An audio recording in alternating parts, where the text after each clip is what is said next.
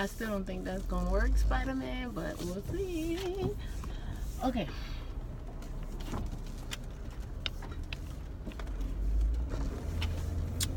Okay, so riding with wellness, honey. Oh wait, this might be a better spot, son. Oh, better spot. Okay, riding with wellness, honey. Okay, so I was having a thought. This weekend, well, maybe it was not a better place. Okay, so anyways, I was having a thought while I was driving earlier, and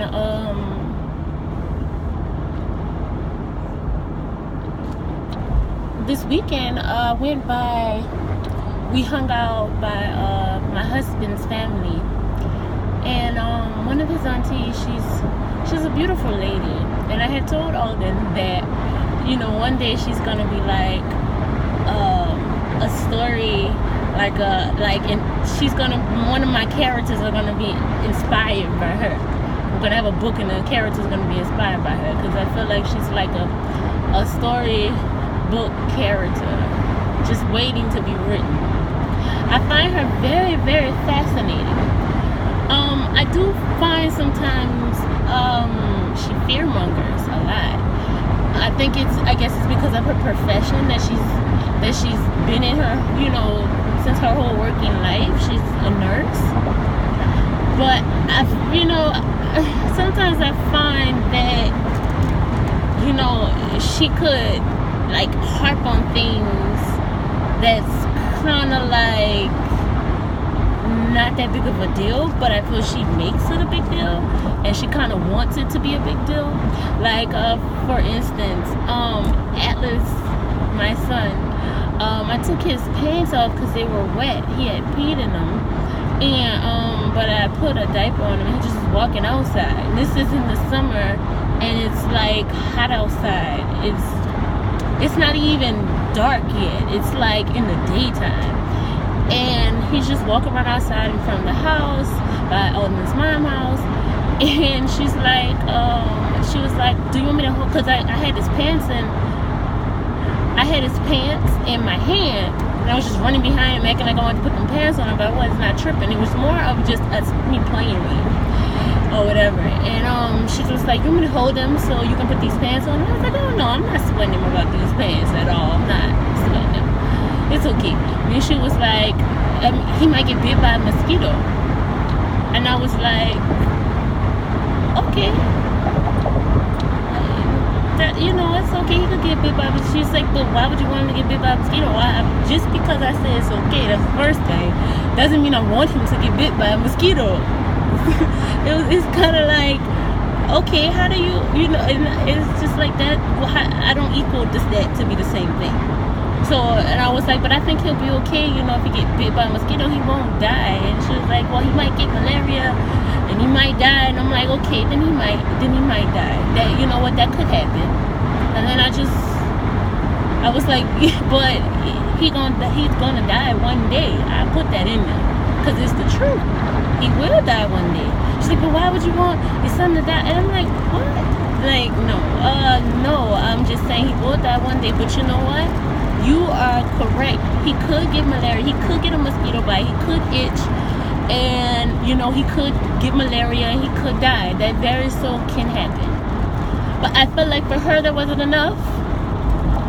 Because, you know, it's just like, it's not enough. It feels like for me to acknowledge people and their worry. Because I don't look at things. I didn't look at the situation like, you know, in the same manner. Or if I did look at it like that, I didn't act in that way, because I feel like, well, he didn't have a jacket on either. The mosquito could have bit him on his arms or on his head or on his neck. It's just, how am I equating him not putting his pants on him still? How am I protecting him 100% from him getting a mosquito bite? I'm just, if I don't fully arm him up, like she was armed up with the long sleeves and the long pants, because that's her way of protecting herself, and it's important to her. And my thing is, I love people like, you know, people who tap into what could happen, because I feel like it's insightful. Like, I feel she's very insightful, but I feel like, what's the intent behind your insightfulness? Is it to fear me into doing what you want me to do by putting my child's pants on? You know, is that the intent? I find the intent behind why people say the things they do just as important as what they're saying. It's like, you know, it's cool to, because I do it. I tell people about what could happen. I tell people about the other side. I always want to know about different kinds of perspectives about what can happen. I appreciate that. I feel like that helps me out tremendously and builds character, and it helps to shape my mind about possible outcomes. I love it. So I appreciate her. I'm very grateful for her and everyone else who offers up suggestions and speak their opinion to me about certain things. So, and then it just plays in my mind like, okay, well, in this situation, I found, you know, that, you know, I'm just gonna go and do what I feel necessary by not worrying about putting the pants on my son. At that moment, it wasn't that significant. He was enjoying life, running from me. It was a game. It was more about the play with him than the actual pants.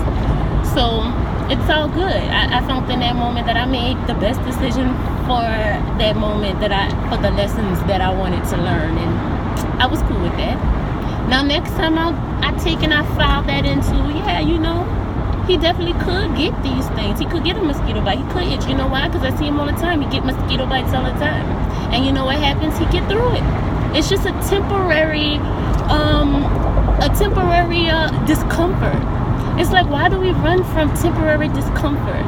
It's like everything's we're always supposed to be trying to be protected or protect ourselves from every little possible thing. I feel like that's not living for me, to always be trying to protect yourself from discomfort. Like, I don't feel like a mosquito bite is that severe. My son gets through the mosquito bites all the time. Okay, I get through the mosquito bites all the time. It's like you can't really avoid mosquito bites, especially not in New Orleans. Like, it's 9 times out of 10 you're gonna get a mosquito bite unless you put on some and I had left my spray at the house, but I got it in my bag now. See, that's another thing. So by her coming in and telling me that, and me taking it as informational, but still doing my own thing, but it also helped me for next time. It helped me remember, let me put my mosquito repellent in the bag, so to help protect my son against mosquitoes in general, whether he has pants on or not. So I just find, where am I going? I missed my exit talking. Or did I really? This seems like an awesome place. I backtracked a little bit. I wouldn't say I backtracked. I might have added about 2 more minutes onto my drive. To my drive time of arrival. Anyway, so yeah, I love her so much. You know, she does that a lot. And his family, they do that a lot.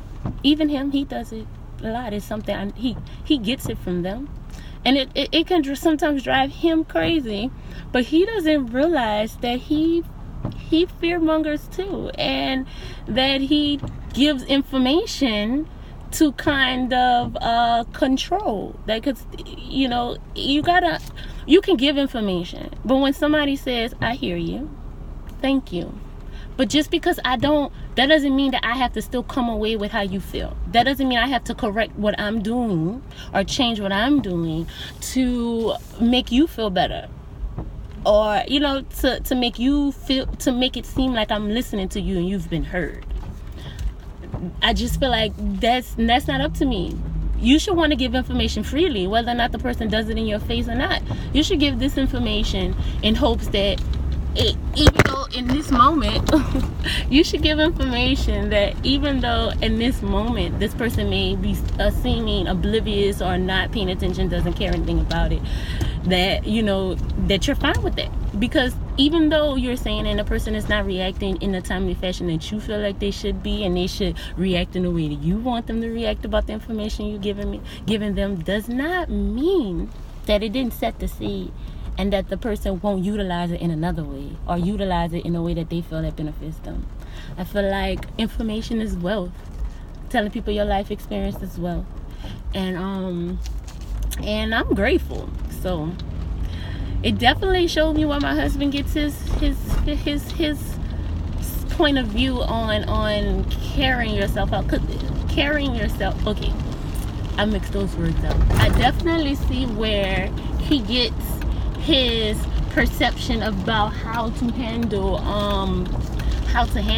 life, because that's serious. Like, if you telling people information and the way you telling it to them is in a way to control them, and that's a problem, even though you think what you're doing is best for them, but you don't know what's best for them. Even if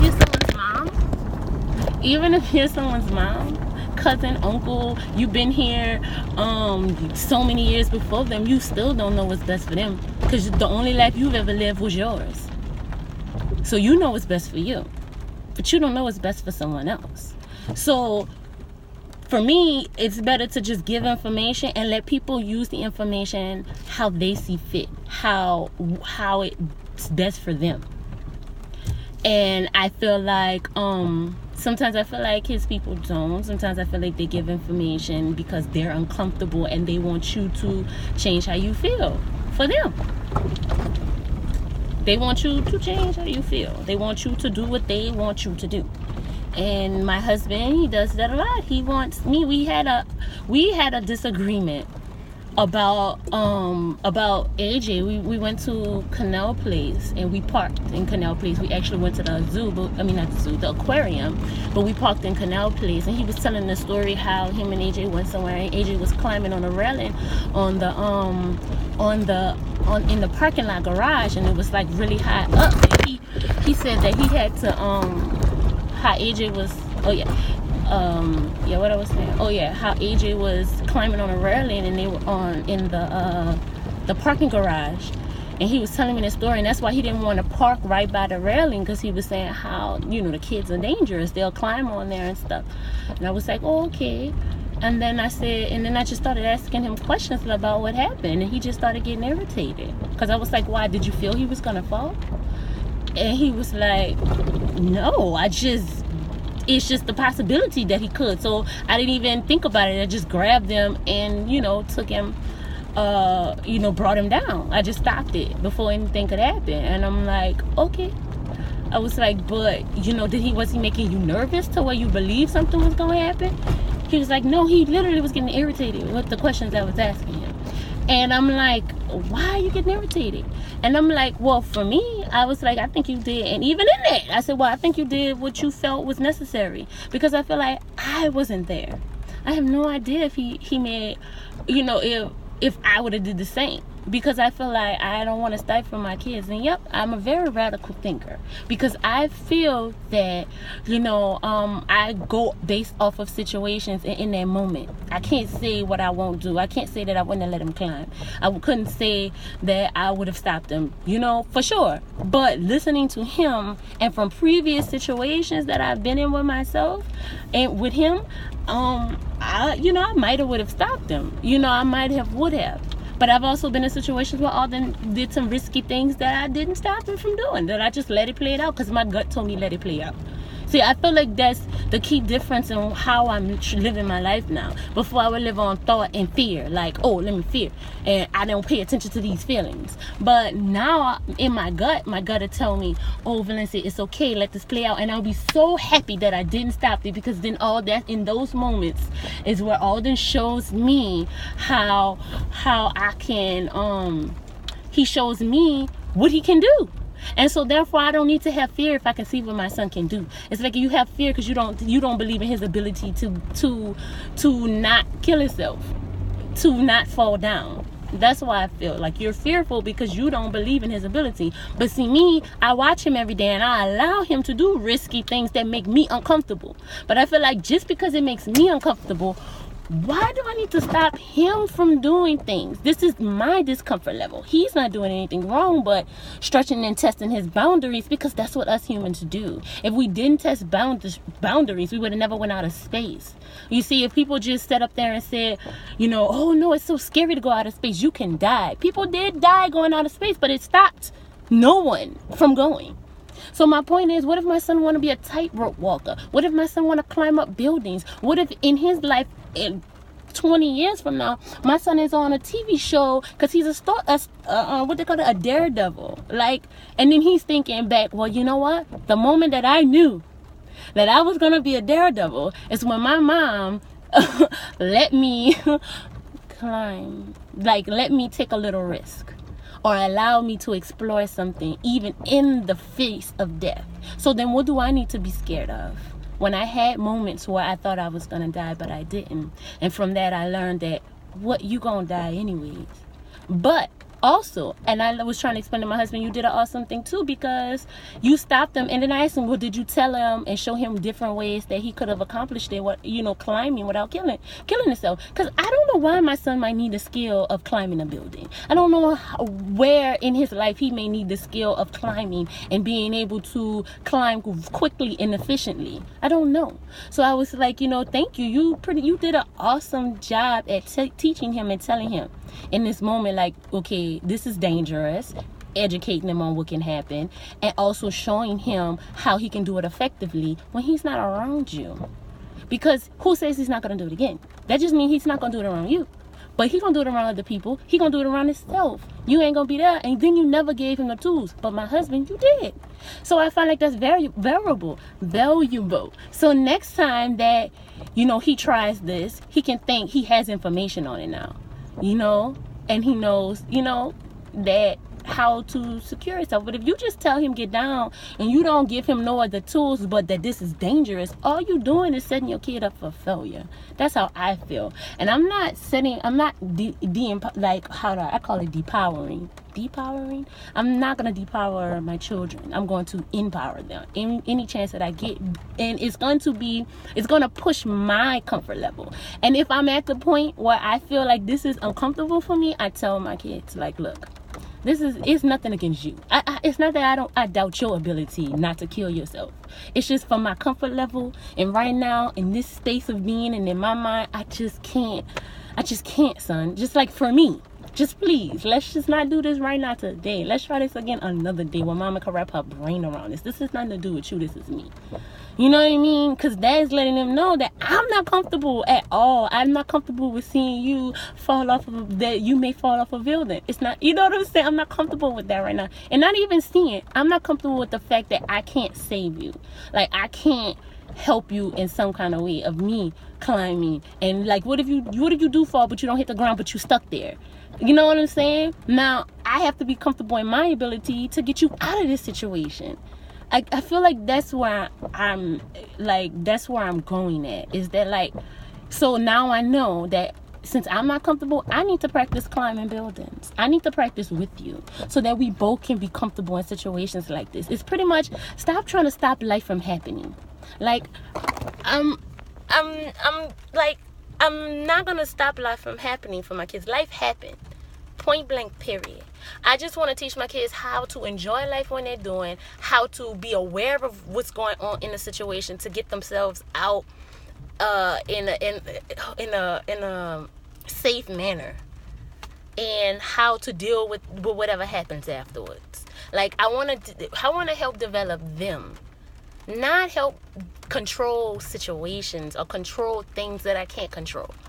But I can assist and guide my kids in how to think, how to feel, and how to know. I can do that for them.